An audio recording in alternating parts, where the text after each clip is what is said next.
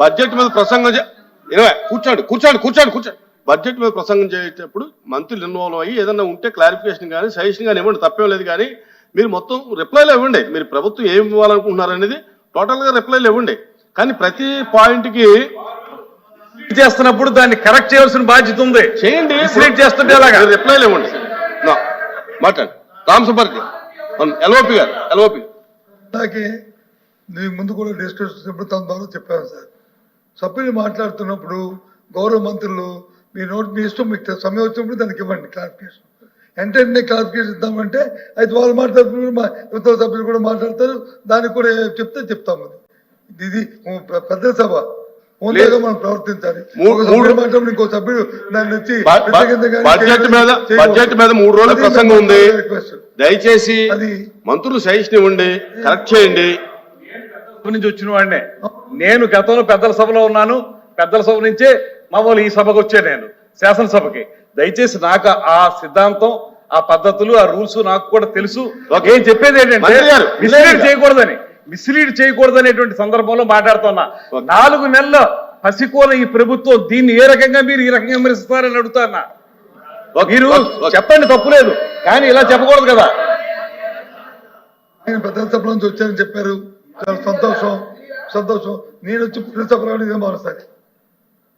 కానీ పెద్ద సభ చాలాసార్లు వచ్చాను ఏదో మంత్రిగా. సాంప్రదాయాలు అక్కడ ఉన్న తెలుసు కాబట్టి దాన్ని బట్టి కూడా మీ ద్వారా తెలియజేస్తాను. అంత తప్ప ఇంకా కాదు. ఒక సభ్యుడు మాట పక్కనే స్పీకర్ గా చేసిన ఆయన మనోహర్ గారు కూడా ఉన్నారు. కాబట్టి మిస్లీడ్ చేయడం కాదు, ఆ సభ్యుడికి తెలిసిన సమాచారాన్ని, అది ఏం మాట్లాడు భావాన్ని వారు చెప్తారు. ఏ పదాల్లో కానీ భాషలో కానీ ఏదైనా అసభ్యం కానీ లేకపోతే వాడుకున్న పదాలు ఉంటే మీరు చెప్పండి. లేదు మిస్లీడ్ చేశాడు, మీ సమయం మీరు చెప్పండి సార్, మాకు అభ్యంతరం లేదు.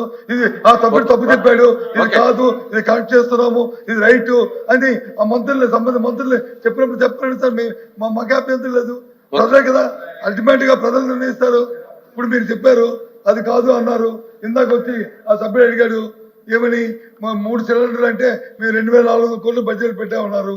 ఆయన 4,000 కోట్లు కావాలని ఎందుకు కావాలన్నాడు. ఆయన ఉద్దేశంలో హౌస్ హోల్డ్స్ అన్నారు కాబట్టి ఈ రాష్ట్రంలో 1,50,00,000 ఉన్నాయి కాబట్టి అన్నారు. కానీ మీరేమన్నారు, మీ ఉద్దేశంలో 1,07,00,000 అనుకున్నారు. ఓకే, 1,07,00,000 కూర్చోండి.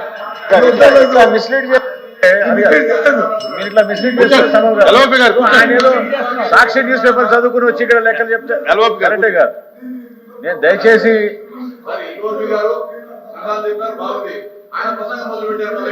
కూర్చోండి. మీరు కూర్చోండి. ఓకే. రామ్ సుబ్బారెడ్డి గారు.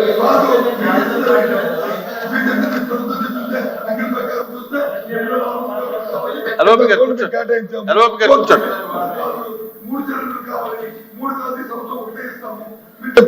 ఓకే, మీ ప్రభుత్వ విధానం అది చెప్పండి. మీకు కాదనలేదే.